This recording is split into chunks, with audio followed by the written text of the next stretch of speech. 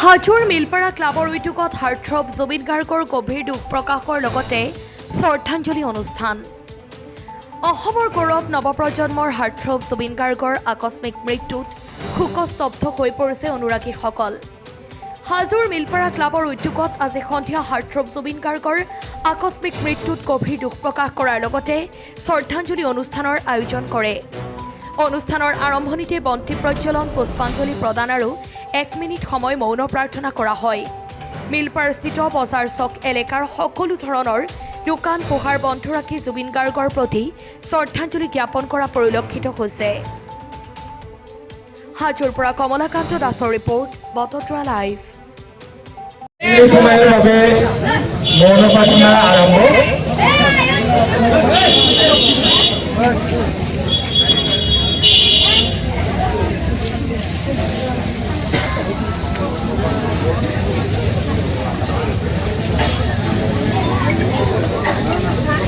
হয়, নিশ্চিতভাৱে আমি সকলোৱে জানো এটা খুব এটা মৰ্মান্তিক আৰু এটা বৰ হৃদয় বিদাৰক খবৰ, যিটো আমি সকলোৱে আচলতে সাজু হৈ থকা নাছিলোঁ, প্ৰস্তুত নাছিলোঁ যে এনেকুৱা এটা বৰ অনাকাংক্ষিত এটা খবৰ আহিব। আমি সকলোৱে জানো যে অসমৰ এজন কিংবদন্তী মহান শিল্পী, অসমৰ প্ৰাণ, যাক হাৰ্টথ্ৰব বুলি কোৱা হয়, আটাইতকৈ সৰ্বকালৰ এজন জনপ্ৰিয় কণ্ঠশিল্পী, যাৰ কণ্ঠই আমাৰ সমগ্ৰ অসমবাসীক মচান্ন কৰি ৰাখিছিল আৰু তেখেতৰ সংগীত আমি শুনিয়ে ডাঙৰ হৈছোঁ আৰু ভৱিষ্যতে তেখেতৰ সংগীত আৰু অন্যান্য যি সৃষ্টিৰাজি আছে সেইবিলাক আমাৰ মাজত সংৰক্ষিত কৰি ৰাখিম।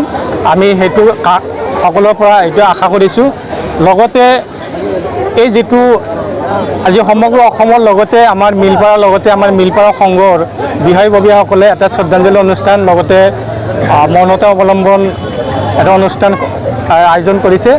এই হিচাপতে মই সকলোকে ধন্যবাদ জনাইছোঁ যে এটা স্বতঃস্ফূৰ্তভাৱে এক বিশাল সংখ্যক মানুহ আহি ইয়াত মানে অংশগ্ৰহণ কৰিছে। গতিকে আমি আপ্লুত হৈছোঁ যে এনেকুৱা এটা বৰ ডাঙৰ এটা সংকটময় সময়ত সকলৰ যি এটা ব্যাপক সহযোগিতাৰ কাৰণে মই ধন্যবাদ জনাইছোঁ।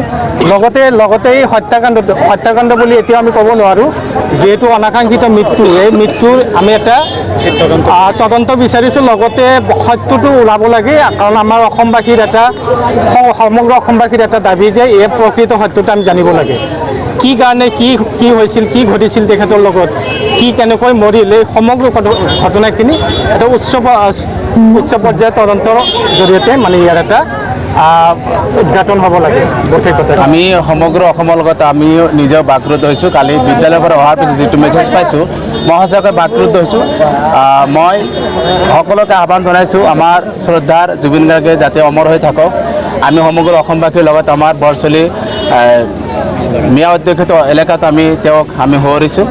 আমি সদায় অসমবাসীৰ লগত আছোঁ আৰু থাকিম। যি আমাৰ আত্মহত্যাই কৈ যোৱা মতে যে আমাৰ যি হত্যাকাণ্ড হ'ল, এই হত্যাকাণ্ডত আমি উচিত তদন্ত হ'ব লাগে। উচিত তদন্ত হৈ অসমবাসী আমি যাতে সান্তনা হ'ব পাৰোঁ, তাৰ কাৰণে মই মুখ্যমন্ত্ৰীৰ ওচৰত মই আহ্বান জনাইছোঁ। হয়, আজি আমি মিলপাৰা ক্লাবৰ উদ্যোগত আৰু মিলপাৰাবাসী ৰাইজৰ সহযোগত আমাৰ সকলোৰে মৰমৰ শ্ৰদ্ধাৰ লুইত কণ্ঠ জুবিন গাৰ্গদেৱৰ মৃত্যুৰ শোক প্ৰকাশ কৰিছোঁ। আমি বিপুল সঁহাৰি পাইছোঁ।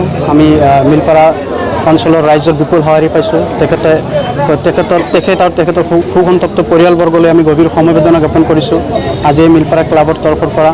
আৰু অসম চৰকাৰক আমি দাবী জনাইছোঁ যাতে তেখেতে এই যেনেধৰণে তেওঁৰ মৃত্যুবৰণ কৰিলে খুব এটা তদন্তকাৰী টীম এটা গঠন কৰি দিব লাগে।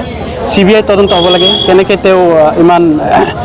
তেওঁক কিয় ছিকিউৰিটি দিব নোৱাৰিলে, যিকেইজনে আয়োজকসকলে যে ছিংগাপুৰলৈ লৈ গ'ল, সেইটো এটা তদন্ত হ'ব লাগে। সেইখিনি আমি বিচাৰিছোঁ অসম চৰকাৰলৈ। এইখিনি আমাৰ দাবী।